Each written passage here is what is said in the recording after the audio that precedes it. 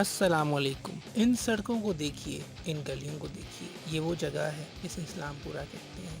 یہ ہے UC 65۔ یہ وہ جگہ ہے جہاں سالہ سال مختلف سیاستدان آئے اور قیام پاکستان سے لے کر اب تک بہت سے لوگوں نے ادھر آ کر حکومت کی۔ پیپلز پارٹی کا دور بھی رہا، نون لیگ کا بھی رہا۔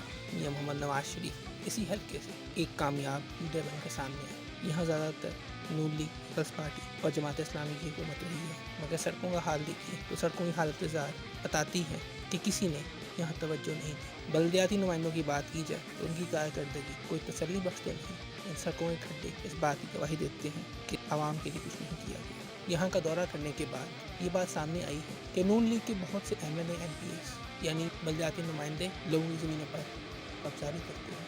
آئیے جانتے ہیں یہ سب کیسے ہوا اور کون ہے اس کے پیچھے۔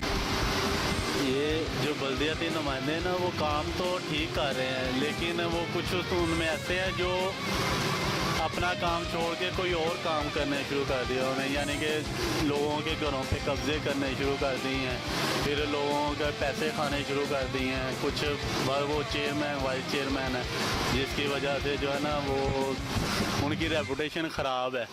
اسی وجہ سے اس حلقے میں نون لیگ کو ووٹ نہیں پڑا، کیونکہ ان کی ریپوٹیشن صحیح نہیں۔ انہوں نے لوگوں کے گھروں پہ قبضے کرنے شروع کر دیے ہیں اور لوگوں کے پیسے مارنے شروع کر دیے۔ جیسے ہمارے پاس پھل لے گئے، وہ پیسے نہ دیے، آگے سے وہ جی میں چیئرمین ہوں، وائس چیئرمین ہوں۔ بڑی وجہ سے نا ان کی ریپوٹیشن صحیح نہیں ہے۔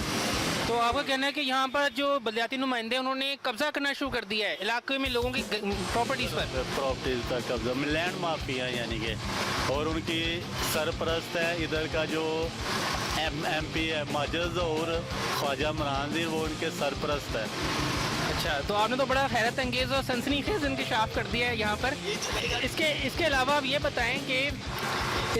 بتائیں آپ کہ یہاں پر اس کے قبضہ کرنے کے علاوہ انہوں نے اور کیا کیا کام کیے ہیں؟ کوئی کام نہیں کیا۔ سڑکیں دیکھ لو، سیوریج کا نظام ہے وہ بھی بالکل فارغ ہے، اور نہ ادھر کوئی ہاسپٹل ہے، نہ کوئی ادھر ڈسپینسریاں انہوں نے بنائی ہیں۔ حتیٰ کہ پینے والا پانی ہے وہ بھی گندا آ رہا ہے، اتنا گندا کہ آج سے 50 سال پیچھے انہوں نے ہمیں دھکیل دیا ہے۔ جیسے ہم لوگ کنووں سے پانی بھر کے لاتے تھے نا، اب لوگ فلٹریشن پلانٹ پہ لائنیں لگی ہوئی ہیں۔ وہ کیا وہ 50 تو اب آگے جانے کے بجائے پیچھے 50 سال پیچھے چلے گئے ہیں، کیونکہ وہ لوگ جیسے مٹکوں میں اور گھڑوں میں پانی بھر کے لاتے، ایسے آج کل وہ بوتلوں میں پانی بھر کے لا رہے ہیں۔ وہ ہماری ترقی کیا ہے؟ ہماری کیا معیشت ترقی کر رہی ہے؟ ہم تو پیچھے چلے گئے ہیں، ہم تو 50 سال بھائی پیچھے چلے گئے ہیں۔